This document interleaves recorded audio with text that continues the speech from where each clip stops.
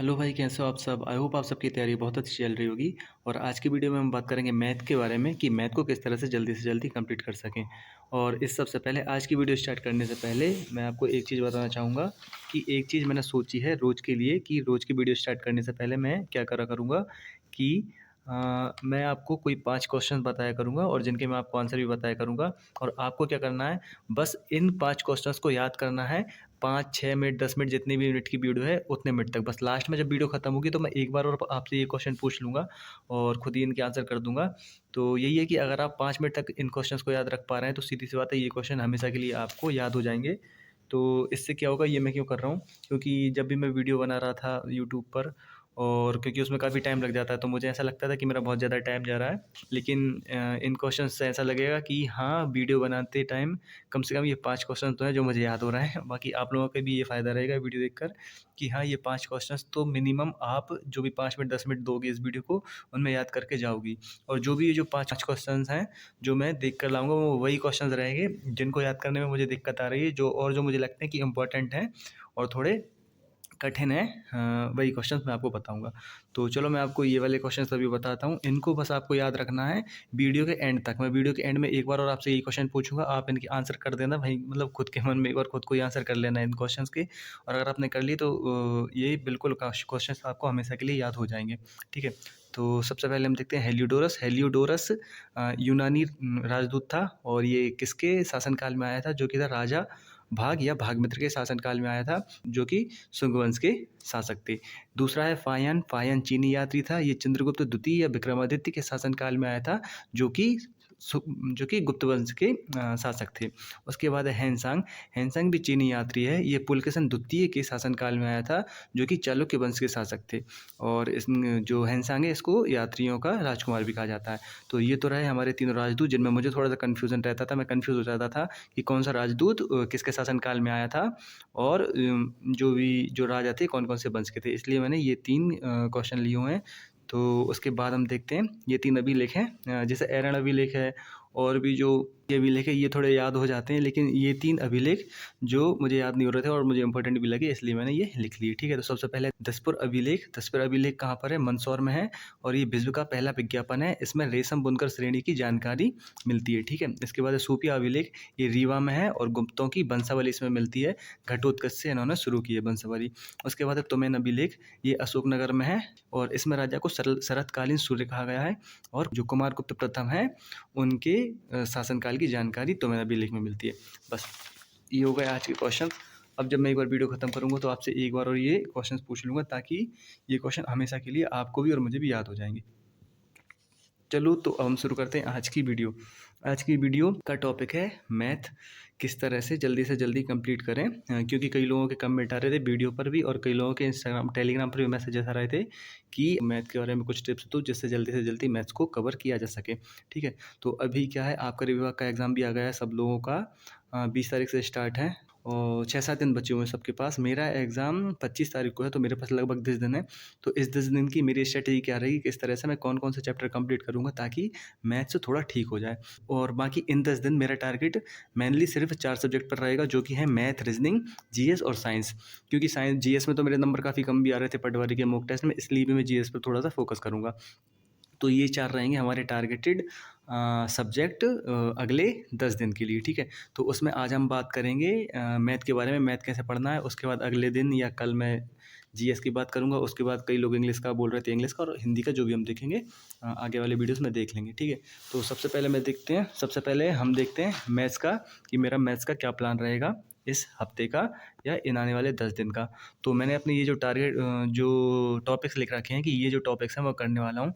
तो सबसे पहला है ट्रिग्नोमेट्री। ट्रिग्नोमेट्री करूँगा मैं सबसे पहले। उसके बाद अलजेब्रा। अलजेब्रा का मतलब कंफर्म नहीं है कि सबसे पहले करूँगा या बाद में करूँगा, क्योंकि मैंने अभी जो ये बुक देखी थी कि जो लास्ट टाइम अभी 2021 में 2022 में सॉरी, जो एमपी पुलिस कांस्टेबल के एग्ज़ाम हुए थे उसमें अलजेब्रा से इतने शायद क्वेश्चन थे नहीं, इसमें नहीं दिए हुए हैं। तो इसलिए भी मैं अभी अलजेब्रा को लास्ट में देखूँगा। उसके बाद मैं देखूँगा सिम्प्लीफिकेशन, इसके 30 क्वेश्चन दिए हुए हैं इसमें। और मेंसुरेशन 2D 3D के भी 26 क्वेश्चन है। नंबर सिस्टम के 53 क्वेश्चंस हैं और टाइम एंड वर्क के हैं 26 क्वेश्चन, टाइम एंड डिस्टेंस के मुझे इसमें दिखे नहीं, इसमें होंगे क्वेश्चन, मैंने ठीक से नहीं देखे होंगे। इसके बाद आता है एवरेज के 10 क्वेश्चन है, मिक्सचर एलिगेशन के हैं और एज के हैं। इसके बाद इसमें मीन मीडियन मोड के भी काफ़ी क्वेश्चन है और लीनियर इक्वेशन क्वाड्रेटिक इक्वेशन के भी काफ़ी क्वेश्चन हैं। मैंने नंबर नहीं लिखे हैं इसमें, लेकिन हैं, मतलब ये है कि ये सारे टॉपिक रहेंगे। 10 दिन हैं और 13 टॉपिक हैं, तो सीधी सी बात है, तो 13 टॉपिक तो नहीं हो पाएंगे, 1-2 टॉपिक छूटेंगे। तो मैं वो डिसाइड कर लूँगा कि ऐसे टॉपिक जो मुझे लगता है कि मैं जो कि मुझसे बन जाते हैं, बस थोड़ा सा टाइम लेते हैं, उनको मैं लास्ट में रखूँगा। मतलब वो अगर छूट भी जाएँ तो कोई दिक्कत नहीं। जैसे एज और मिक्सचर एलिगेशन, एवरेज और टाइम एंड डिस्टेंस को भी ले लो। ये 4 चैप्टर मैं लास्ट में ही करूँगा, क्योंकि ये कई बार क्वेश्चंस जब टेस्ट होता है तो उसमें बन जाते हैं, थोड़ा टाइम ले लेते हैं, क्योंकि एग्जैक्ट मेथड हमको पता नहीं होती है, जो ट्रिक्स जिससे करना रहता है। लेकिन हाँ, ये बन जाते हैं, इसलिए मैं इनको लास्ट में रखूँगा। और ये जो मीन मीडियन मोड है, लीनियर इक्वेशन क्वाड्रेटिक इक्वेशन है और बाकी ये जो एडवांस मैथमेटिक्स के टॉपिक्स हैं, इनको मैं पहले कंप्लीट करूँगा। तो ये रहेगा मेरा 10 दिन का टारगेट इन टॉपिक्स को कवर करने का। तो इसके लिए मैं आपको ये जो बुक है ये बता देता हूँ कि ये जो मैंने बुक ली थी, लगभग पिछले 4-5 दिन से मैं इसी को पढ़ रहा था, क्योंकि अब लेक्चर से देख के मैथ कंप्लीट करने का मेरा मन नहीं, क्योंकि काफ़ी टाइम लग रहा था लेक्चर देखने में।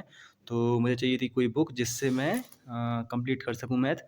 और बुक भी बहुत सारी थी, जैसे आदित्य पटेल सर की बुक आती है बैनर्स की, वो भी काफ़ी अच्छी थी, वो भी है मेरे पास। लेकिन अब मैं उससे क्यों नहीं पढ़ रहा हूँ, क्योंकि क्या है कि वो जो बुक है, जो उनका फाउंडेशन कोर्स है ना, सेम टू सेम उन्होंने बुक में दे दिया है। और फाउंडेशन कोर्स ऐसा है कि हाँ, अच्छे लेवल का पढ़ा है उन्होंने, एसएससी तक का पढ़ा है, तो इतना भी ज़्यादा पढ़ने का मन नहीं है, क्योंकि टाइम बहुत कम है। तो लेक्चर्स कंप्लीट नहीं हो पाएंगे, सीधी सी बात है, वो बुक भी कंप्लीट नहीं हो पाएगी। और ये बुक जो है वो टारगेटेड है व्यापम एग्जाम के लिए, व्यापम एग्जाम के प्रीवियस ईयर क्वेश्चन दिए हुए हैं इसमें। तो चलो हम देखते हैं इस बुक के बारे में कि ये बुक लेना चाहिए या नहीं लेना चाहिए। तो ये बुक मैं लगभग ले चुका था पिछले 5-6 दिन पहले, जब मैं भोपाल गया था पिछले संडे को तब। और मैं इसको पढ़ रहा हूँ पिछले 4 दिन से। और कई लोगों का मैसेज आता था जब मैं इस बुक को पढ़ता था, तो पूछते थे कि ये बुक वर्थ इट है या नहीं, लेनी चाहिए या नहीं लेना चाहिए। तो मैं बस यही कह रहा था कि एक बार मैं इसको पढ़ के देख लूँ खुद से 4-5 दिन, उसके बाद मेरे जो भी एक्सपीरियंस रहेंगे मैं आपके साथ शेयर करूँगा। और मैंने ये बुक लगभग पिछले 4-5 दिन में 3 दिन तक तो यही पढ़ी थी। 2-3 टॉपिक पढ़े मैंने, इसका 1-2 टॉपिक और इसके भी 1-2 टॉपिक। तो इसमें मुझे जो सबसे खास बात और इस बुक में मुझे जो सबसे खास बात लगी, वो थी ये जो 29 पेपर है ना, 2022 के नए पेपर हैं वो। और उसमें भी जो हमारा अभी आबकारी विभाग का पेपर आने वाला है, उसमें जो हमें सबसे ज़्यादा हेल्प करेंगे वो रहेंगे 16 पुलिस आरक्षक परीक्षा पेपर्स 2022 के। ठीक है, क्योंकि हमारा जो जो आबकारी विभाग का पेपर आएगा, उसका लेवल भी लगभग जो एमपी पुलिस कांस्टेबल का एग्ज़ाम हुआ है पिछले साल, उसका ही तरह रहेगा। और जो 2022 का एग्ज़ाम इसमें दिए हुए हैं, वो हमें बिल्कुल सेम पैटर्न के, सेम लेवल के क्वेश्चन उसमें देखने मिलेंगे। उसके बाद जो 13 अन्य परीक्षाओं के क्वेश्चन दिए हुए हैं इसमें, वो हैं हमारी जो कि डेयरी फेडरेशन है, सब इंजीनियर है, इस तरह के क्वेश्चंस हैं, जो कि हमारे एमपी पटवारी के पेपर में काफ़ी ज़्यादा हेल्प करेंगे, क्योंकि एमपी पटवारी भी वर्ग 2 वर्ग 4 के साथ ही हो रहा है। तो वो भी सेम लेवल के क्वेश्चन रहेंगे, सब इंजीनियर लेवल के। तो ये वाले पेपर्स के क्वेश्चन हमें काफ़ी हेल्प करेंगे। तो जब मैंने ये बुक देखी, तो इस वाली बुक में जो नए क्वेश्चन थे 2022 तक के, लगभग 72 पेज तक थे, 550 क्वेश्चन थे। और इस वाली बुक में 2022 के लगभग साढ़े 400 क्वेश्चन थे। तो लगभग 2020, 21, 22 3 साल के 1000 क्वेश्चन है इन दोनों बुक्स में मिला के, जिन्हें हम आने वाले 10 दिन में सॉल्व करने की कोशिश कर सकते हैं। जितने ज़्यादा से ज़्यादा सॉल्व कर सकें उतनी ज़्यादा अच्छी बात है। ठीक है, तो हमारा आने वाले 10 दिन का टारगेट रहेगा कि ये जो बुक है उसके जो नए क्वेश्चन दिए हुए हैं, जो 1000 क्वेश्चन है 2020, 21, 22 3 साल के, उनको कंप्लीट करें। और उसके बाद जैसे ही आबकारी विभाग का पेपर हमारा कंप्लीट हो जाएगा, तब तक शायद हमारा मैथ्स का सिलेबस भी कंप्लीट हो चुका होगा। फिर हमको सिर्फ मैथ की एमसीक्यू क्वेश्चन प्रैक्टिस करनी है, जो हम किसी भी पीवाई की बुक से करते। तो किसी भी पीवाई की बुक से करते तो ये वाली बुक मुझे ज़्यादा ठीक लगी, क्योंकि सेम प्राइस में ज़्यादा अच्छी पेज क्वालिटी, ज़्यादा नए क्वेश्चंस, और बस वही है कि सॉल्यूशन तो सेम रहता ही है सब में। तो मैं इस बुक को प्रेफर करूँगा, क्योंकि इसमें नए क्वेश्चन दिए हुए हैं, इसलिए जो सबसे ज़्यादा मुझे पसंद आई ये बात इस बुक की यही है। तो हमारा सबसे पहले टारगेट रहेगा कि आबकारी विभाग के पहले जो 3 साल के पेपर हैं उनको कंप्लीट करें, और उसके बाद एमसीक्यू प्रैक्टिस करेंगे, हमारे 2018 तक के सारे क्वेश्चन हैं उसमें, उनसे। ठीक है, तो ये रहा इस बुक का रिव्यू। मेरी तरफ से ये है कि मुझे काफ़ी पसंद आई बुक, काफ़ी अच्छी बुक है। हाँ, मोटी तो है काफ़ी, 2 बुकें साथ में आएंगी, लेकिन ये है कि प्राइस भी थोड़ा कम ही है और बुक से, और पेज क्वालिटी भी अच्छी है। तो ये रहा हमारा इन बुक का रिव्यू, मुझे लगी काफ़ी अच्छी बुक ये। और ये रहा हमारा इस हफ्ते का प्लान इस हफ्ते का मतलब आने वाले 10 दिन का कि जिसे हम पढ़ेंगे वो। और अब हम करते हैं वीडियो ख़त्म करने से पहले मैं एक बार और आपसे पूछ लेता हूँ और आप भी ये अपने मन में रिकॉल कर लेना यही क्वेश्चंस कि हेलियोडोरस जो था यूनानी राजदूत था और राजा भाग या राजा भागमित्र के शासनकाल में आया था जो कि शुंग वंश के थे। सेकंड फायन चीनी यात्री था। चंद्रगुप्त द्वितीय या विक्रमादित्य के शासनकाल में आया था जो कि गुप्त वंश के थे। उसके बाद पुलकेशन द्वितीय के शासनकाल में कौन आया था? हैनसांग जो कि चालुक्य वंश के थे। उसके बाद 3 अभिलेख हैं जो कि हैं दसपुर अभिलेख, सोफिया अभिलेख और तुमेन अभिलेख। सबसे पहले दसपुर अभिलेख मंदसौर में है, सोफिया अभिलेख रीवा में है और तुमेन अभिलेख अशोकनगर में है। ठीक है। उसके बाद आपको देखना है कि तुमेन अभिलेख में क्या है। इसमें शरतकालीन सूर्य कहा है राजा को और कुमारगुप्त प्रथम है उनके शासन का वर्णन किया है। उसके बाद सूफी अभिलेख इसमें गुप्तों की वंशावली दी है, गुप्त शासकों की जो कि घटोत्कच से स्टार्ट किए हैं। और उसके बाद है दसपुर अभिलेख, इनको विश्व का पहला विज्ञापन कहते हैं। रेशम बुनकर श्रेणी की जानकारी मिलती है इसमें। ठीक है। तो ये पहला एडवर्टाइजमेंट था वर्ल्ड का। ठीक है।